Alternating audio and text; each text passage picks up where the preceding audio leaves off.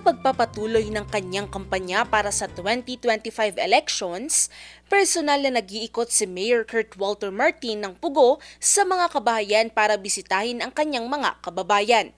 Dala niya ang hangarin na makapagsilbi para sa kanyang ikalawang termino bilang alkalde. Mainit naman siyang sinalubong ng mga residente at mga leader ng barangay. Kasama ang ilang opisyal ng lokal na pamahalaan, diretsyong inilahad ni Mayor Martin ang kanyang mga plano para sa mga pinaigting na serbisyo sa komunidad.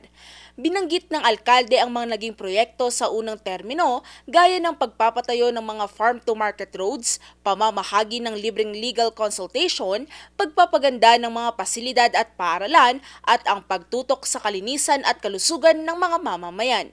Isa rin sa kanyang tinutukan na yung paglalagay ng mas maayos na sistema sa pagbibigay ng ayuda sa mga senior citizens at indigent families. Binigyang diin din ng alkalde ang kahalagahan ng pagiging bukas sa panawagan ng taong bayan.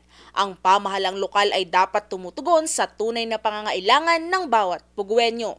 Valerie Dismaya, RNG News.